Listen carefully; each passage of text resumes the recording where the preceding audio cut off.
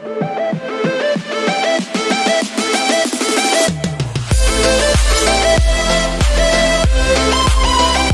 है वॉइस क्या होता है, what is exactly voice is. नहीं तो समझ में आती है आप लोगों को वॉइस क्या होता है? वॉइस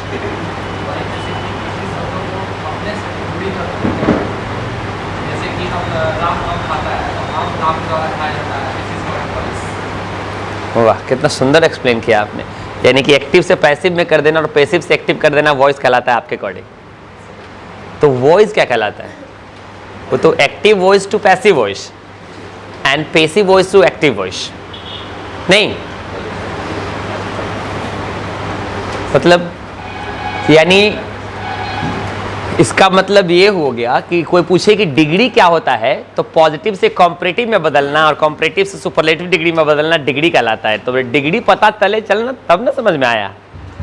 ये प्रॉब्लम सिर्फ आपकी नहीं है, ये मार्केट में हर एक स्टूडेंट की प्रॉब्लम है कि चीज़ों को एनालाइज किए बिना काम से काम रखने की बात होती है। यहाँ पे डिस्टेंस समय की बात होती है कि सिलेबस पढ़ते हैं ना, सिलेबस में वॉइस इंटरचेंज करना पूछता है तो ज़रूरी थोड़ी ना कि वॉइस जानना ज़रूरी है। और ऐसे सिचुएशन में कोई यदि पूछ दे कि वॉइस पढ़ा है आपने तो वॉइस समझाइए मुझे कि व्हाट इज एग्जैक्टली वॉइस, तो कह देंगे कि वॉइस थोड़ी किसी एग्जामिनेशन में पूछा जाता है, तो वॉइस जानने की क्या जरूरत है, वही वॉइस इंटरचेंज करने मुझसे सीख लो। So this is really satisfactive. ऐसे संतोषजनक बात है क्या? तो आज सबसे पहले मैं डिस्कस करूंगा आपसे कि what is exactly voice is. Voice को हम वॉच भी कहते हैं। क्या कहते हैं? वॉच हिंदी में। वैसे हिंदी से कोई मतलब होता नहीं है बट जान लीजिए, क्योंकि इन सब चीजों में समय ज्यादा नहीं लगती, बट यदि ये सब चीजें कोई पूछ दे तो आपके पास उसकी नॉलेज होनी चाहिए, ये बहुत बड़ी बात है। यदि वॉइस इंटरचेंज करना सीखे तो वॉइस बहुत बड़ी चैप्टर नहीं है, एक बोर्ड पे खत्म हो जाएगी। बट ये सब चीजें यदि आप नहीं जानते हो तो वॉइस में ज्यादा कुछ नहीं समझ पाएंगे आप। वॉइस के बारे में अंडरस्टैंड करने के लिए, वॉइस के बारे में समझने के लिए this is very important to know कि आपको ये बातें पता हो कि वॉइस क्या चीज होती है। वॉइस का मतलब है the change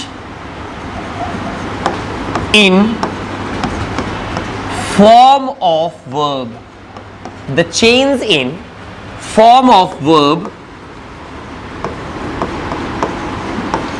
according to subject, according to subject. यानी जब सब्जेक्ट चेंज होता है तो सब्जेक्ट के अकॉर्डिंग वर्ब फॉर्म में जो वेरिएशंस आते हैं, सब्जेक्ट के अकॉर्डिंग, टाइम के अकॉर्डिंग वर्ब में जो वेरिएशन आएगा, that process is known as tense. यदि समय के बदलने से वर्ब फॉर्म चेंज करने लगे, that process is called tense. वैसे तो हमारे पास टेंस की भी डेफिनेशन थी, एक अनोखा सा आप लोगों के पास जो बहुत दिनों से लेके बैठे थे आप। नहीं, किसी भी कार्य को करने में जो समय लगता है उसको काल कहते हैं। तो टेंस पढ़ाते समय हमने उसमें थोड़ा सा करेक्शन किया और मैंने बोला कि समय, किसी भी कार्य को करने में जो समय लगता है उसको समय ही कहे तो बेहतर है। नहीं तो हमने समय की, काल की डेफिनेशन यानी कि टेंस की डेफिनेशन में थोड़ा सा करेक्शन करते हुए मैंने आपको एक सही डेफिनेशन दी कि the change in form of verb according to time is called tense. यानी समय के अनुसार क्रिया के रूप में जब परिवर्तन होता है तो उसे हम टेंस कहते हैं। क्या कहते हैं? टेंस कहते हैं। मगर यदि सब्जेक्ट के चेंज करने से वर्ब का फॉर्म भी चेंज करने लगे, that process is known as voice. ये हुआ वॉइस। ऐसे आप वॉइस की डेफिनेशन किसी को दे सकते हैं। There are two types of voice, two types of, ये सबको पता है ना? एक्टिव एंड, हाँ ये देखिए, ये नहीं तब पता है आपको, एक्टिव एंड पै नहीं होता है, पे। एक्टिव एंड पेसिव बोलते हैं इसको। जैसे पेरेंट्स का साउंड आता है ना, पेरेंट्स, उसी तरह से पेसिव का साउंड आता है। It's not parents, it's not passive, this is parents and passive. नहीं, थोड़ा सा रुक करके ठहर करके यदि हम सीखें तो सही चीज सीख सकते हैं। क्योंकि इतनी जल्दीबाजी में हम रहते हैं ना कि सही चीजें समझ में नहीं आती, टाइम ही नहीं देते, 1 सेकंड में चीजें गलत हो जाती है और 1 सेकंड में चीजें सही भी हो जाती है। नहीं तो आपको डिसाइड करना है कि आपको थोड़ा ठहरना है कि जल्दीबाजी में आंसर करना है। आंसर जल्दी नहीं चाहिए, सही चाहिए। एक्टिव और पैसिव, एक क्वेश्चन और आपसे पूछना है स्टार्ट करने से पहले, स्टार्ट करके तुरंत खत्म कर दूंगा, आप तुरंत सीख भी जाएंगे। It's not a big deal. Voice change करना सीखना ये एकदम बटर की तरह है, मगर वॉइस के पहले कुछ चीजें सीखना नॉर्मल लोगों से बियॉन्ड है। पूरी जिंदगी लोग वॉइस पढ़ते हैं, ये सब चीजें पता नहीं चल पाती। यदि कल होकर के कोई पूछ दे आपसे कि वॉइस बनाने की जरूरत क्यों है, why we need to change an active sentence into passive, if you talk about distance in communication skill, if you want to translate a Hindi sentence into English, can't we speak in English distance in active voice, why we need to change an active sentence into passive. यदि अंग्रेजी बोलने की बात है तो हम active sentence में ही बोलते हैं, एक्टिव सेंटेंस को पैसिव में चेंज क्यों करना? एक्टिव सेंटेंस में तो इंग्लिश होता है तो इंग्लिश में ही बोलते हैं, एक्टिव सेंटेंस में बोलते हैं, एक चैप्टर ही खत्म, टेंशन खत्म, ज्यादा चीजें पढ़ने की जरूरत ही नहीं है, काम चलने से मतलब। तो एक्टिव सेंटेंस भी इंग्लिश होता है, इंग्लिश में ही बोल लेते हैं, एक्टिव सेंटेंस में ही बोल लेते हैं। क्या नीड है, क्या जरूरत है एक्टिव से पैसिव बनाने की? क्योंकि हर एक्टिव सेंटेंस का क्या होता है, पैसिव होता है, तो एक्टिव में ही बोल लेते हैं ना अंग्रेजी, पैसिव बनाने की क्या जरूरत है?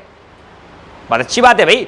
अच्छा, हर चैप्टर को पढ़ने से पहले उसकी जरूरत बताई जाती है। मैंने आपको प्रोनाउन पढ़ाया, तो प्रोनाउन पढ़ाते समय टीचर क्या बताते हैं कि देखो भाई, प्रोनाउन की जरूरत जो है ना वो इंग्लिश ग्रामर में उतना ही है जितना घर बनाने के बाद ईंटों पे पुट्टी करना या प्लास्टर करना, क्योंकि खूबसूरत लगता है। Pronoun decor the words, pronoun decor the sentences. नहीं, यानी कि प्रोनाउन का काम है सेंटेंस को डेकोर करना, सुनने में फैसिनेटिव लगना, थोड़ा अट्रैक्टिव लगना, क्योंकि नाउन को रिप्लेस कर देता है। जैसे गाय पर लेख लिखा करते थे बचपन में हम, तो लिख दिया करते थे कि cow is a pet animal, cow has 4 feet, cow has a long tail, cow gives milk। काव करने से सेंटेंस पूरा ऑकवर्ड और नहीं साउंड करता था, भद्दा। तो उसके बाद प्रोनाउन का इजाद किया गया, प्रोनाउन बनाया गया और फिर सेंटेंस सुंदर साउंड करने लगा। फिर बोला गया cow is a pet animal, it gives milk, she has a long tail, she has 4 feet. तो सेंटेंसेस अच्छा लगने लगा, इट और सी का इस्तेमाल करके हम नाउन को रिप्लेस करने लगे, सेंटेंस सुंदर साउंड करने लगा।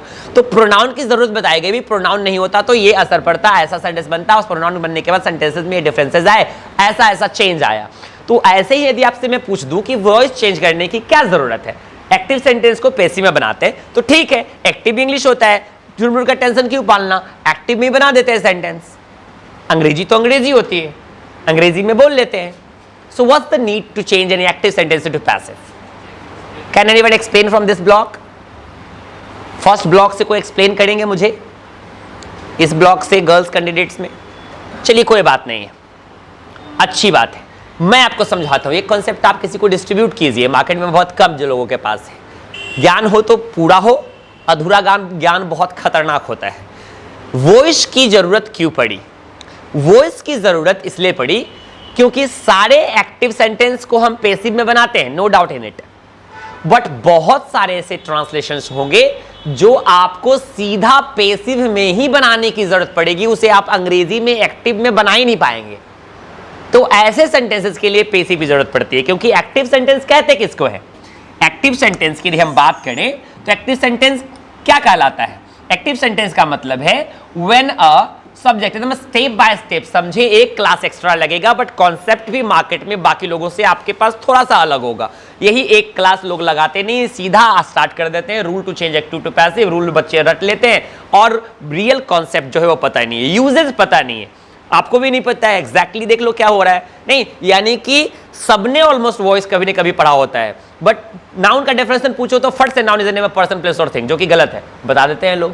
नहीं, कम से कम वैसा वॉइस के बारे में भी तो कुछ कंसेप्ट हो, थोड़ा सा भी तो ज्ञान हो, तो आज के बाद होगा। When a subject does any work directly, यानी कि जब सब्जेक्ट कोई काम डायरेक्टली करता है, डज एनी वर्क डायरेक्टली, जब एनी वर्क डायरेक्टली, जब कोई वर्क सब्जेक्ट डायरेक्टली करता है तो उसे हम कहते हैं एक्टिव वॉइस में होना। क्या कहते हैं?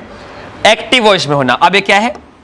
जैसे कि मैं पढ़ा रहा हूं तो मुझे कोई जबरदस्ती पढ़वा रहा है मुझसे, मैं पढ़ा रहा हूं, ये काम मैं स्वयं कर रहा हूं कि नहीं कर रहा हूं, तो आई एम टीचिंग इंग्लिश, ये मैं काम स्वयं कर रहा हूं, अपनी इच्छा से कर रहा हूं, ये एक्टिव वॉइस में होगी। क्या हो गई? एक्टिव वॉइस में होगी। जब कोई सब्जेक्ट किसी काम को स्वेच्छा से, विलिंगली, बिना किसी फोर्स के, बिना किसी इंपोजिंग के काम करता है तो that action is known as an active voice. जब कोई सब्जेक्ट किसी काम को अपनी इच्छा से करता है तो उसे हम एक्टिव वॉइस में होना कहते हैं। So let's we have the passive one. चलते हैं ये पेसिव को पता करते हैं कि आखिर ये पेसिव है क्या और पेसिव बनाने की जरूरत क्यों पड़ती है। When a work is done, when a work is done, जब एक काम किया जाता है, does by the subject, by the subject, समझेंगे, बाय द सब्जेक्ट विलिंगली और अनविलिंगली, विलिंगली और अनविलिंगली, यानी या तो उसकी इच्छा से या तो उसके इच्छा के बिना, तब ये कहलाता है सेंटेंस पेसिव में। यानी पेसिव के सेंटेंसेस से सब्जेक्ट की इच्छा पता नहीं चलती कि सेंटेंस को काम करने की इच्छा है या नहीं है, या मेरे द्वारा ये काम किया जा रहा है। तो सेंटेंस से पता चलता है कि ये सेंटेंस में काम किसी द्वारा करवाया जा रहा है या वह स्वयं कर रहा है, नहीं, उसके द्वारा ये काम, ये सामान उठवाया जा रहा है या उठाया जा रहा है। तो हो सकता है किसी ने कह दिया हो और वो उठा रहा हो, नहीं, इच्छा से या अपनी उसकी इच्छा के विरुद्ध ये काम हो जाता है। कोई काम किसी व्यक्ति के द्वारा किया जाता है या किया जा रहा है, तब उसे हम कहते हैं पेसिव वॉइस में। अब पॉइंट समझने वाली जो है वो ये है कि आखिर एक्टिव और पेसिव में डिफरेंसेस क्या है। एक्टिव में हर काम का एक सब्जेक्ट होता है, हर काम का एक करने वाला होता है, जिसको डूअर ऑफ द एक्शन आप कहते हैं, डूअर ऑफ द एक्शन, उसके द्वारा काम किया जाता है। यानी कि मैं कोई काम करता हूं तो I am the doer of the action, मैं इस काम को करने वाला हूं, ये मैं सब्जेक्ट हूं, यानी जिसके बारे में बात हो रही है, ठीक है। तो मैं ये काम करता हूं, इसमें सब्जेक्ट है, और इस सेंटेंस को हम पेसिव में भी बदल सकते हैं। तो जो काम सब्जेक्ट के द्वारा हो वो एक्टिव है। जिसको हमेशा कोई काम, बहुत सारे एक्शंस ऐसे होते हैं जो सब्जेक्ट, जिसमें सब्जेक्ट वो काम खुद ब खुद नहीं करता, वो काम किसी न किसी से करवाया जाता है। जैसे मैं जाता हूं या मैं जो है डिशेस आम खाता हूं, तो ये काम मैं कर सकता हूं ना, खाने का काम मैं कर सकता हूं कि नहीं कर सकता हूं, नहीं करता हूं। बट यदि आपको बोलना है कि बस आ रही है, बस आ रही है, ट्रेन स्टेशन पे पहुंचने वाली है, तो इसमें आप मुझे बताएंगे कि ट्रेन, कौन सी ट्रेन इंडिया में खुद ब खुद पहुंचती है। आप जापान में हैं, जापान में ये बोलता तो आदमी कह सकता था आदमी की ट्रेन आ रही है, ट्रेन खुद से वहां आती है, वहां टेक्नोलॉजी है, वहां बिना ड्राइवर के कार चलती है, बिना पायलट के। नहीं, तो हमारे यहां अभी नहीं है होने वाला है। हमारे यहां ट्रेन कभी भी स्टेशन पहुंचेगी तो वह स्वतः नहीं पहुंचेगी, बात दिमाग तक पहुंच रही है मैं क्या कहना चाह रहा हूं। आपके यहां ट्रेन कभी खुद से नहीं आती, तो ये सेंटेंस ही गलत है कि ट्रेन स्टेशन पहुंच रही है। ट्रेन स्टेशन पहुंचाई जा रही है, ये सेंटेंस बोलिए। बस आ रही है, ये सेंटेंस हिंदी में ही गलत है। बस लाई जा रही है, ऐसा बोलिए। फट से आपके घर में कोई मेहमान आ जाते हैं और आप कह देते हैं उनको कि भाई चाय बन रहा है, पी के जाइएगा। नहीं तो ठीक है, डाइनिंग हॉल में बैठिए, बाले बच्चे पलथी मार के काउच और सोफा पे, चाय किचन में उबल करके आपके पास आ भी जाएगा सोफे पे। नहीं, चाय बन रही है ना, बनाई नहीं ना जा रही है, क्योंकि आप तो बोलते हैं चाय बन रही है, खाना बन रहा है, खा के जाइएगा। तो ठीक है, आराम से बैठिए, सब लोग पलथी मार करके खाना बन रहा होगा। नहीं, उधर से मम्मी झाड़ू लेके निकलेगी, 2 झाड़ू मारेगी, कहते छोटा खाना बन रहा है, हम बनाते हैं तो बनता है। नहीं, आप समझिए चीजें क्या हो रही है। वॉइस की जरूरत बता रहा हूं मैं आपको, नेसेसिटी ऑफ वॉइस, क्यों बनाना है एक्टिव टू पैसिव, ये बेहतरीन चीजें हैं।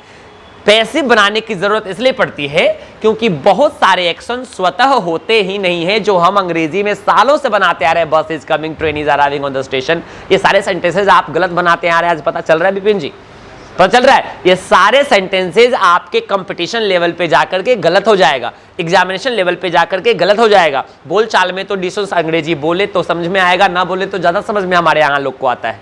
तो यहाँ अंग्रेजी की वैल्यू ही नहीं है।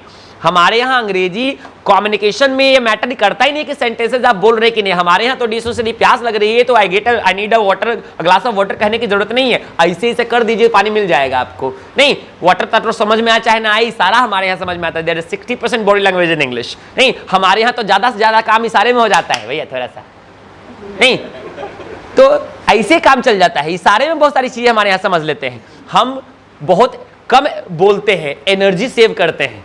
नहीं, इन सब चीजों में ज्यादा से ज्यादा काम इशारे में करना है। टॉयलेट जाना है तो मैं गो टू टॉयलेट, नहीं सर ऐसे करके चल देते हैं हम लोग। नहीं, ऐसे मुंह गरीब तक की तरह बना लेंगे तो लोग जाना परमिशन दे देगा। छोटा में माइट लगाने की जरूरत ही नहीं है, कोई कंडीशन सीरियस बताने की जरूरत नहीं है। नॉर्मल सिचुएशन में लगाते हैं, सीरियस सिचुएशन में माइट लगाते हैं हम। मगर यहाँ पे सीरियस सिचुएशन माइट लगाने से नहीं पता चलता, थोबरा बनाने से पता चलता है ये नहीं। सो ऐसे काम चलाते हैं हम। तो प्लीज अंग्रेजी सही बोलना हम जरूरी नहीं है, अंग्रेजी सही बोलना जरूरी है। तो वॉइस इंटरचेंज की जरूरत समझ में आई। वॉइस इंटरचेंज की जरूरत यह है कि एक्टिव टू पैसिव हम बनाते हैं, no doubt in it, but बहुत सारे ऐसे एक्शंस हैं जिसे हम एक्टिव में अंग्रेजी में बना नहीं सकते ना भाई। तो उस ऐसे सेंटेंसेस को पैसिव कैसे बनाते हैं ये हमें सीखना जरूरी है। इसीलिए डायरेक्ट हम पैसिव बनाएंगे ना, सीखेंगे तभी वैसे सेंटेंस को पैसिव में ट्रांसफॉर्म कर पाएंगे। इसीलिए हमें पैसिव बनाने की जरूरत पड़ती है। किसी को समझा देंगे पैसिव बनाने की जरूरत क्यों पड़ी, एक्टिव टू पैसिव वॉइस क्यों बना, वॉइस चैप्टर का क्रिएशन क्यों हुआ। क्योंकि जिन सेंटेंसेस को हम आज तक एक्टिव में बनाते आए हैं वो ठीक है, बट बहुत सारे सेंटेंसेस जिसको हम एक्टिव में बनाते आए हैं वो एक्टिव में बनेगा ही नहीं, क्योंकि वह काम स्वतः होता ही नहीं है। क्योंकि जो काम स्वतः होता है उसे ही हम एक्टिव में बनाते हैं। जो काम स्वतः ना हो उसे हम बनाने के लिए किसका सहारा लेते हैं, पैसिव स्ट्रक्चर्स का सहारा लेते हैं। और हमें पता है जैसा कि बहुत सारे एक्शन जैसे ट्रेन का आना, चाय का बनना, खाना का बनना, बच्चे का फेल हो जाना, या किसी को डांट सुना देना, या किसी को पिटवा देना, ये सब सेंटेंसेस स्वतः, ये सब एक्शन स्वतः नहीं होता। कोई व्यक्ति खुद से पिटाता है, उसको पीटा जाता है। कोई व्यक्ति खुद से फेल होता है, आज तक आप यही होते हैं बोलते आए हैं ना, वो फेल हो गया है। ये सेंटेंस बदल दीजिए आज के बाद, कोई फेल स्वतः हो जाता है, सोच के देखो।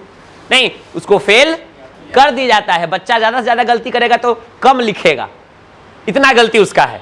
फेल करना हो जाना उसके हाथ की चीज, उसको फेल गलत कम मार्क्स आने की वजह से उसको फेल कर दिया, ये सेंटेंस है। वो फेल नहीं हो गया, आप बोलिए कि वो कम मार्क्स लेकर के आया, ये सेंटेंस सही है। हाँ, वो फेल कर दिया गया कम मार्क्स की वजह से, ये सेंटेंस सही है। वो फेल हो गया इसका मतलब है वो अपने से जाकर के अपने मार्कशीट में फेल लिख दिया, ऐसे थोड़ी ना होता है। तो इस सेंटेंस हिंदी में काम चला रहे थे आज तक हम, आज तक हमारा काम चलता आया है। भैया चाय पी के जाइएगा, चाय बन रही है तो ठीक है, कोई बात नहीं है, बनेगा, आ जाएगा उड़ करके। नहीं, बस में रही है। तो इस तरह से ध्यान रखिएगा आप लोग। प्लेन आ रही है, ट्रेन आ रही है, बस आ रही है, ऑटो आ रही है, सब सेंटेंस आपका गलत हो रहा है, नहीं हो रहा है। तो इसको सीखना है ना अंग्रेजी में, तो ये सेंटेंस डायरेक्ट एक्टिव में बनेगा।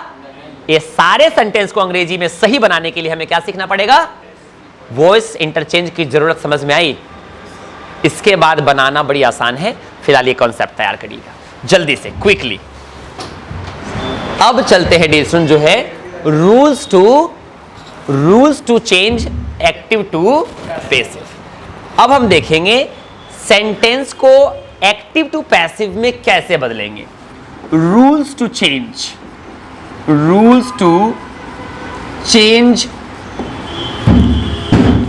Active to passive, active to passive. तो सबसे पहले हम टेंस से रिलेवेंट एक्टिव सेंटेंसेस को देखेंगे। यानी अभी अभी आपका टेंस खत्म करके हमने दिया है। टेंस से जुड़े हुए जितने भी सेंटेंसेस है, टेंस का यदि हम कैलकुलेशन करते हैं तो टेंस के 3 टाइम में 4 टेंस, 3 टाइम में 4 टेंस। अब एकदम फिगर क्लियर है ना, टेंस में 3 टाइम में 4 tense. 4 is it really serious?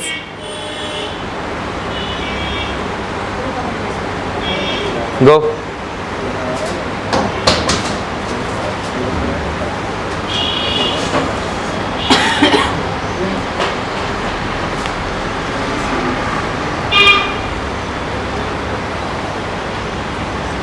क्या बोल रहा था मैं?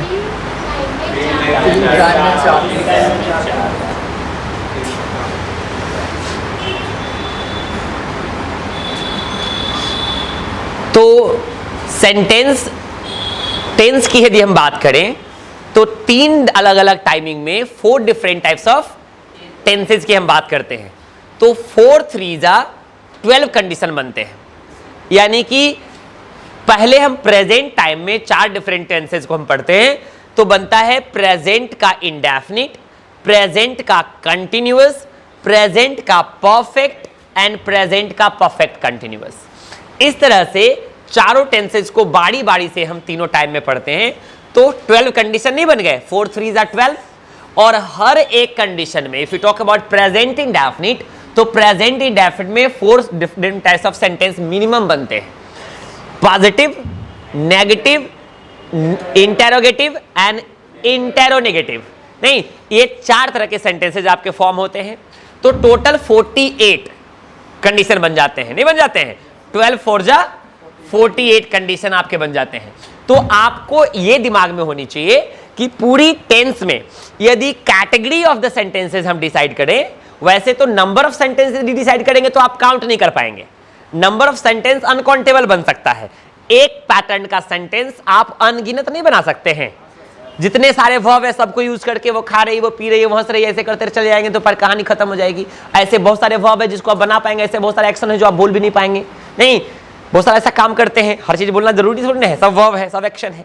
तो कहने का मतलब ये है कि सेंटेंसेस, नंबर ऑफ सेंटेंसेस बहुत बन सकते हैं, बट कैटेगरी ऑफ सेंटेंसेस यदि हम डिसाइड करें तो 48 कैटेगरी होते हैं। कितने? 48 कैटेगरी, यानी कि पूरे टेंस में 48 तरह के सेंटेंसेस हम बनाते हैं। ये ग्राफ क्लियर हुआ? यानी 48 टाइप ऑफ सेंटेंसेस। अब हम बात करेंगे कि उन 48 सेंटेंसेस को पहले पेसिव में कैसे बनाते हैं। पास में आ रही है? एकदम लाइनअप है ना चीजें, एकदम step by step. Ravi ji हंसी आ रही है? थके हुए लग रहे हैं? आपके पास तो ऑप्शन रहता है, ट्रेन से आते हैं, ट्रेन में सो लेते हैं घंटे। नहीं, ट्रेन में बाथरूम भी खत्म होता है आजकल, तो नहाते वहाते फ्रेश होकर के एकदम रगड़ते उड़ते चल आइए, इसे करते हैं आप लोग।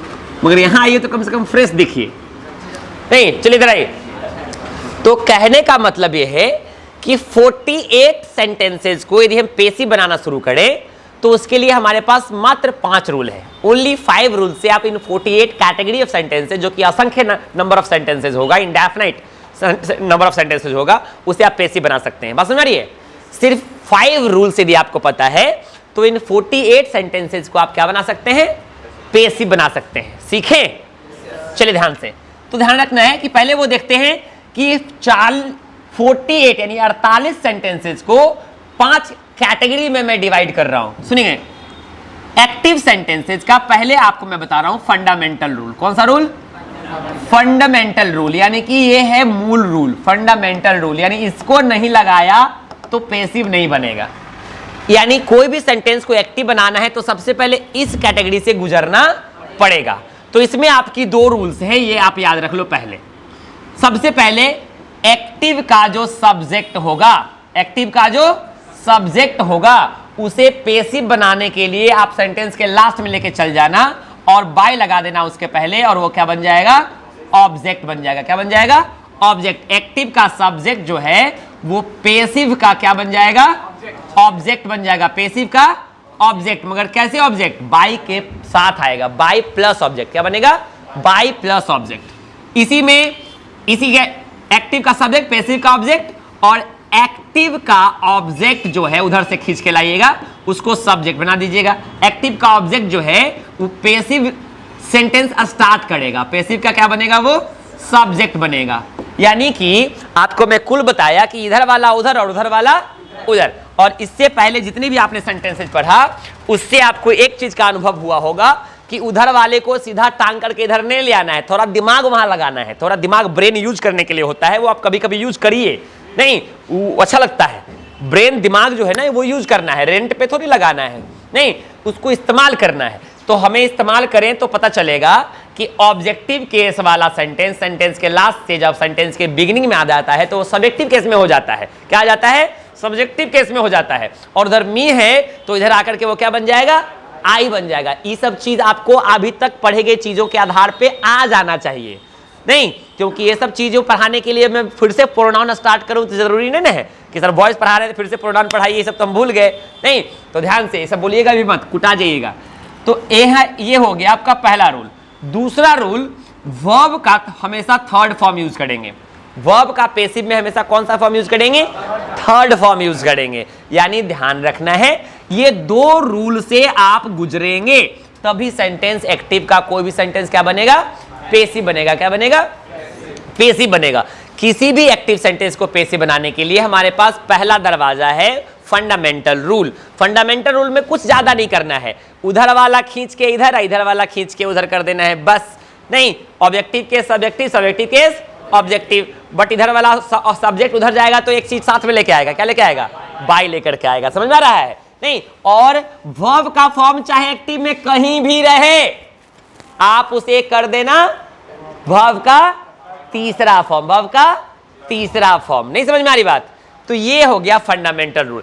चलिए आपका वॉइस खत्म होने जा रहा है, देखिए थोड़ा सा और बर्दाश्त करिएगा। अब ये है स्पेशल वाला। क्या? स्पेशल वाला, यानी कि फंडामेंटल रूल के बाद ये कुछ स्पेशल रूल में आपको 5 बस लिखाऊंगा, जैसा कि हमने आपसे वादा किया है। 5 चीजें लिखते लिखते आपका पूरा वॉइस कंप्लीट हो जाएगा। देखिए वॉइस की औकात इतनी है, जिसको आप बचपन से वॉइस और नारेशन जब भी हम बात करते हैं तो इतना ना टफ इसको लोग बना देते हैं कि बड़ी दिक्कत हो जाती है। वॉइस नरेशन दुनिया का सबसे आसान चैप्टर है, बहुत ही आसान चैप्टर है। सोचिए कि आसान है तो आसान है, नहीं देखिए एक बोर्ड से ज्यादा पैसिव वॉइस की औकात ही नहीं है। जिसको बचपन में कई दिनों में तक अपने पढ़ा होगा, महीना होम ट्यूशन वाला यदि होगा जो महीना पर पैसा लेता होगा वो लगभग 3-4 महीना पढ़ा दिया होगा आपको टेंस, 2-3 महीना पढ़ा दिया होगा आपका वॉइस। नहीं होता है 6-6 महीना हम लोग को टेंस पढ़ाता था, लोग खत्म नहीं होता था। काहे? क्योंकि हर महीना 500 रुपये लेता था, जितना महीना चलेगा उतना ज्यादा पैसा होता था। हम लोग को तो कोई लोभ लालच है नहीं, बेटा एक बार दोगे जो दोगे, इसलिए जल्दी जल्दी खत्म कर देता हूं। नहीं, इसलिए ध्यान से, ये इसकी रियल औकात एक बोर्ड की है। वॉइस एक बोर्ड में खत्म। यदि एक छूटा तो FIR करिए हमारे नाम से, एक क्वेश्चन नहीं छूटेगा। एकदम इतना ही आसान है, एकदम आसान है, एकदम इजी है। देखिए अभी तुरंत बनेगा। जिसने टेंस नहीं पढ़ा है उससे भी वॉइस बनवा दूंगा, एकदम आसान चीज है। जिसको सेंटेंस नहीं पहचानने में आता है उससे भी वॉइस बनेगा, एकदम अभी तुरंत बनेगा। कोई लेना देना वॉइस का इधर उधर चैप्टर से नहीं है। इसको लोग पता, हम लोग को पढ़ाया जाता था तो ऐसे लोग स्टार्ट करते थे कि देखो भाई बहुत इंपॉर्टेंट चैप्टर स्टार्ट कर रहे हैं, वॉइस बहुत हार्ड चैप्टर है, सीरियस हो जाओ। तब बच्चा ऐसे करके सीरियस है, एकदम लगता है कि एसटीएल में एसटीएल मिला देगा, कुछ कर देगा, केमिकल बॉन्डिंग बना देगा। जहां सीरियस हुआ वहीं गड़बड़ा गया। इतना ना सीरियस कर देता था लोग कि कुछ ना कुछ खराब हो जाता था। नहीं, इतिहास गवाह है, जितना ज्यादा मथोगे, जितना ज्यादा मंथन होगा तो सबसे पहले विष निकलेगा, अमृत थोड़ी निकलेगा। पहले क्या निकलता है? विष निकलता है। नहीं निकलता है? सागर मंथन याद है? तो ज्यादा मथने से चीजें पहले सबसे पहले खराब होती है। नहीं, अतः ध्यान रखें कि ज्यादा इसमें कुछ है नहीं। देखिए 5 चीजें मैं आपको एकदम कैटेगराइज कर देता हूं। दुनिया की सारे सेंटेंस कितने कैटेगरी का होगा? 48 कैटेगरी का। कितना सेंटेंस? टेंस में, टाइम एंड टेंस में, पूरे यूनिवर्स में सेंटेंस बनेगा तो मात्र वो कितने कैटेगरी का होगा? 48 कैटेगरी का होगा। उन 48 कैटेगरी को पैसिव बनाने के लिए हमारे पास मात्र कितना रूल है? एकदम 5 रूल है। यानी कभी भी 48 स्ट्रक्चर आएगा पैसिव बनाने के लिए तो मात्र 5 तरीके का आएगा। कैसा आएगा? 5 रूप में आएगा। या तो वो सेंटेंस जो आपको एक्टिव में दिया रहेगा वो रहेगा प्रेजेंट इन डेफिनिट में। कैसा रहेगा? प्रेजेंट इन डेफिनिट में। कैसा रहेगा? प्रेजेंट इन डेफिनिट में। तो सुगा, मान लीजिए प्रेजेंट इंडेफिनिट कोई टेंस नहीं पढ़ा है तो कैसे बनेगा? उससे एकदम आराम से बनेगा। टेंस पढ़ने की कोई जरूरत ही नहीं है। यदि नहीं पढ़ा है तो जरूरत है, बट मान लीजिए कोई नहीं पढ़ा है, उसको वॉइस समझना है तो क्या कोई ऑप्शन है सर बिना टेंस पढ़े वॉइस समझना? तो बिल्कुल है। याद रखिए, प्रेजेंट इंडेफिनिट का सेंटेंस आपको नहीं पता चलता है तो वह पहचानने सीखिए। V1 और V5, V1 और V5 पता चल गया तो सेंटेंस प्रेजेंट इंडेफिनिट में है। अब मान लीजिए कोई बच्चा कहेगा कि हमको V4 भी नहीं पता है तो कोई दिक्कत नहीं है, उसका भी तरीका है। वर्ब का ओरिजिनल फॉर्म पता चलता है, खाना पीना, हंसना, लेटना, उठना, बुनना, लड़ना, मारना, पटवाना, पिटाना, आना जाना, हंसना, बोलना, बोलना, गुंडा, नहाना, कुल्ला करना, नहीं ये सब आता है। तो इसका मतलब है ओरिजिनल फॉर्म है। तो ओरिजिनल फॉर्म कैसा होता है? मेन फॉर्म होता है। और V5 फॉर्म मतलब एस या ईएस वाला फॉर्म, नहीं एस या ईएस वाला फॉर्म। सेंटेंस में एस या ईएस लगा रहे, वर्ब में एस या ईएस लगा रहे तो सेंटेंस कैसा है? V5 है। और ना लगा रहे कुछ तो क्या है? V1 है। तो सेंटेंस में यदि V1 या V5 दिखे तो सेंटेंस प्रेजेंट इन डेफिनिट में है। और एस या ईएस भी ना दिखे मान लीजिए किसी बच्चा को तो उसका ई ग्रह पे कोई जरूरत, जुपिटर पे जाइए। नहीं चलिए अच्छा कोई बात नहीं, हर चीज का सोल्यूशन थोड़ी ना है। नहीं तो देखो ध्यान से, कुछ चीजें इम्पॉसिबल है, नथिंग इज इम्पॉसिबल लोग कह देता है, बहुत सारी चीजें इम्पॉसिबल है। नहीं चलिए कोई बात नहीं है, ये सब चीजें के बारे में जानना है तो ऑफिस में बारी बारी से मिले, बहुत सारी चीजें। तो प्रेजेंट इंडेफिनिट सेंटेंस पहचान लीजिएगा, जैसे ही प्रेजेंट इंडेफिनिट पहचानिए, जैसे ही प्रेजेंट इंडेफिनिट सेंटेंस पहचान लीजिएगा, वैसे ही सबसे पहले कहां जाना है, फंडामेंटल। क्या? फंडामेंटल के पास जाना है। कहां जाना है? फंडामेंटल के पास जाना है। एक्टिव ऑब्जेक्ट सब्जेक्ट वर्ब को वर्ब 3 कर लेना है और एक्स्ट्रा में इज एम और आर लगा देना है। क्या लगा देना है? Is am are. और इज एम आर लगाना तो आपको पता है कि आई के साथ एम लगाना है, सिंगुलर के साथ इज और प्लूरल के साथ आर लगाना है। थोड़ा आंखों में पानी मार के आई ना, जा जा जा, दौड़ा दौड़ा। नहीं इधर देखिए, दूसरा कैटेगरी, यदि वो प्रेजेंट इंडेफिनिट में नहीं देगा तो वो देगा पास्ट इंडेफिनिट में। किसमें देगा? पास्ट इंडेफिनिट में देगा। किसमें देगा? पास्ट का इंडेफिनिट में देगा। चलिए अच्छी बात है। पास्ट का इंडेफिनिट में यदि वो सेंटेंस दे दे तो आप उसे कैसे पहचानिएगा? V2 से पहचानिएगा। कैसे पहचानिएगा? V2 से। और यदि आपको पता चल चुका है चूंकि, तो उसमें वॉज वर्ड लगा करके पैसिव बनाइए, मगर वॉज वर्ड लगाने से पहले कहां जाइए? फंडामेंटल वाले के पास जरूर जाइए। Active passive object subject subject object और वर्ब को वर्ब 3 करने के बाद क्या लगा देना है? वॉज वर्ड लगा देना है। तीसरा, यदि वो सेंटेंस किसी न किसी कंटिन्यूअस में दे दे। क्या दे दे? किसी न किसी कंटिन्यूअस में देगा। किसी न किसी कंटिन्यूअस का मतलब वर्ब का चौथा फॉर्म होना जरूरी है। वर्ब का चौथा फॉर्म सेंटेंस में दिखा तो फट से आप उसमें बीइंग लगा दीजिए। क्या लगा दीजिए? बीइंग लगा दीजिए। वर्ब का थर्ड फॉर्म लगाइए, फंडामेंटल कर दीजिए, कहानी खत्म। यदि कंटिन्यूअस में नहीं देगा तो परफेक्ट में दे देगा। किसमें देगा?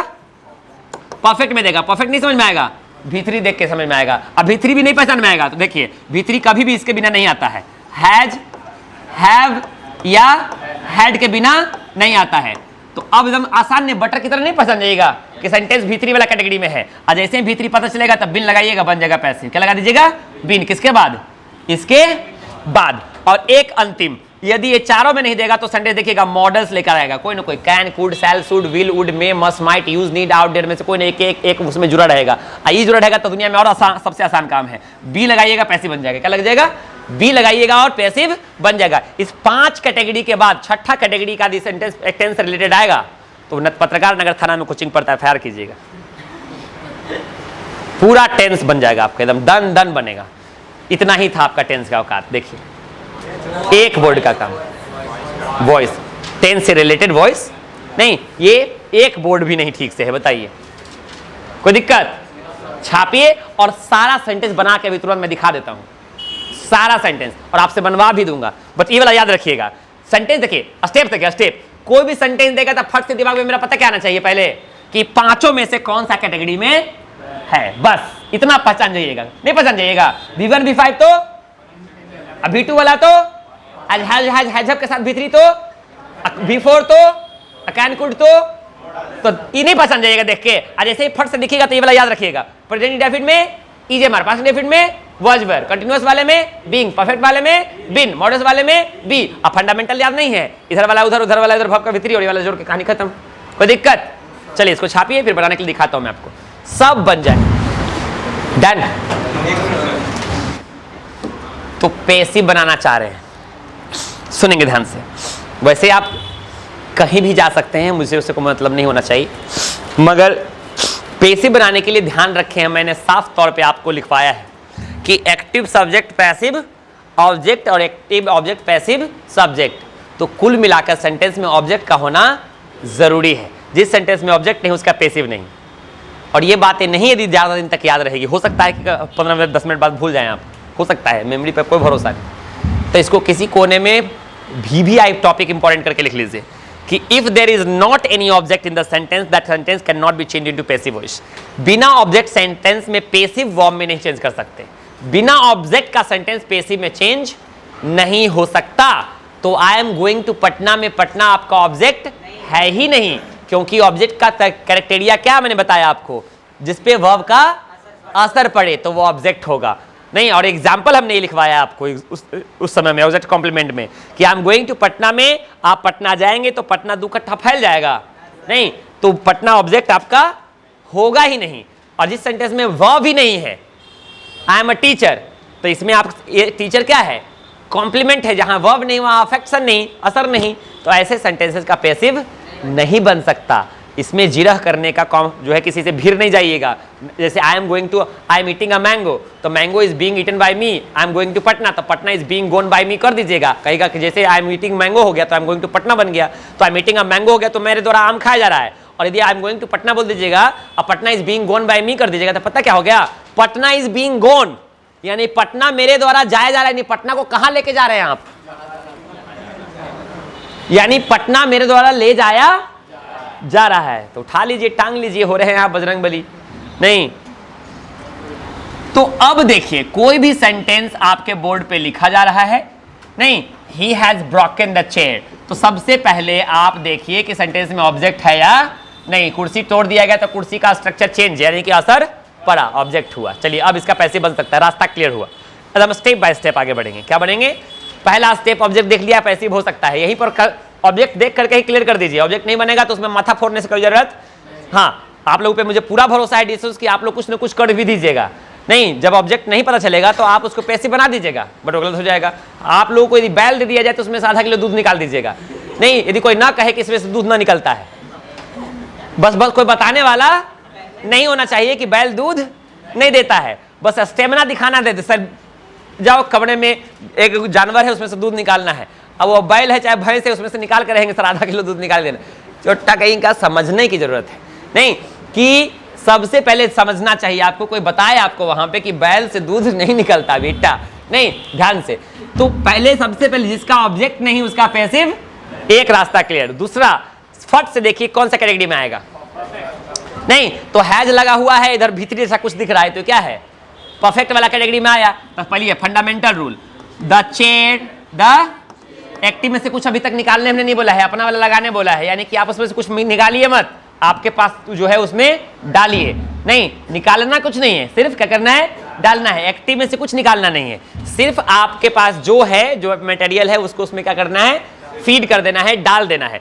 एक्टिव में से कुछ निकालना नहीं। देखिए तो हमने नहीं निकालना था तो हैज को रहने दिया, हाँ अब डालिए, क्या डालना है, वर्ब 3। तो परफेक्ट में आपको क्या डालना सिखाया हमने, बिन डालने से कहा है तो डाल दीजिए। अब वर्ब तो हमेशा क्या रहेगा, V3 में तो पहले से V3 है, नहीं तो ब्रोकन, और इधर वाला उधर आएगा तो ही कहा जाएगा, हिम हो जाएगा, मगर हिम के पहले क्या आ जाएगा, बाय। सेंटेंस बनके तैयार। नहीं, I can do it, I can एकदम सिंपल सेंटेंस है, कौन सा कैटेगरी में आ गया, मॉडल्स वाले में। क्या आ गया, मॉडल्स वाले में। तो ऑब्जेक्ट को सबमिट कीजिए, इट हो गया, इसमें से कुछ हटाना नहीं है तो कैन हो गया, नहीं और पश्चिम बनाने के लिए कैन के बाद बी, वर्ब को V3 में डालना है, बाय लगा देना है, आई का किस में चल गया, मी में चल गया। जितना सेंटेंस बनाना है बनाइए। He wrote a letter, he wrote a letter, तो देख रहे हैं कि इसमें V4 नहीं है, देख रहे हैं कि इसमें V3 भी नहीं है, देख रहे हैं मॉडल्स भी नहीं है, देख रहे हैं डिस्कस की V1 V5 भी नहीं है, तो ये V2 में आया। क्या आया, ऐसे V2 पहचानने में जिनको तकलीफ है उनका तरीका बताया हमने। V2 पहचानने में दिक्कत है ना जी, मगर V4 पहचानने में नहीं ना, V3 पहचानने में नहीं ना, तो V3 नहीं है, V4 नहीं है, V1 V5 नहीं है, तो अकलौता बचेगा क्या, V2 है। अरे नहीं पता चल रहा है तो दिमाग IQ लेवल थोड़ा सा अच्छा रहेगा ना, तो हर चीज पता चल जाएगा। सही आंसर पता करने का 2 तरीके, या तो सही आंसर फट से पिक आउट कर लीजिए, या तो गलत वाले को छांट दीजिए, सही वाला बच जाएगा। नहीं भी कंफर्म है तो आंसर वही होगा। कह दे कि भारत का प्रधानमंत्री कौन है, लालू यादव, नीतीश कुमार, नरेंद्र मोदी, कौन बचा, नहीं पता है तो भी नरेंद्र मोदी मार दे, टिक, सही हो जाएगा। दू के बारे में पता है कि वो भारत का प्रधानमंत्री नहीं हो सकता, तो इकलौता एक बचा। ऐसे भी आंसर टिक करते हैं एग्जामिनेशन में, अनुभव कहता है इसको, क्या कहते हैं, अनुभव कहते हैं। तो इस तरह से ध्यान रखिएगा। He wrote a letter, he wrote a letter, तो a letter is, a letter is, हाँ बिफोर, तो लिखिए a letter was written by him, a letter is written by, कोई दिक्कत, जिससे सेंटेंस बनाना है बनाइए। नहीं, he was cooking, he was cooking food, किसमें आया, कंटिन्यूअस में, तो food was being cooked by him, बन जाएगा। कोई बनाइए, इसको लिखिए। एग्जाम्पल बना लीजिए तो सर।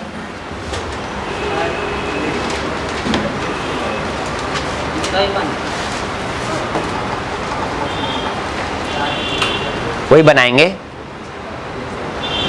सर, बनाएंगे, बनाइए लेट मी गो का। कहाँ से सीखे ये सब चीज़? जो बनाएगा अपनी पूरी संपत्ति नाम कर दूंगा उस व्यक्ति के, कुछ भी बनेगा सर। जब अभी तुरंत बताया कि ऑब्जेक्ट नहीं है तो पैसिव नहीं बनेगा। सेंटेंस में ऑब्जेक्ट दिख रहा है तो फिर हाँ यूँ किए जा रहे हैं। कॉन्फ्रेंस में थे आप, अभी बनता है। कंफ्यूजन में रहते तो पूछते सर ये सबका बनता है, आपने पूछा ये सबका कैसे बनता है।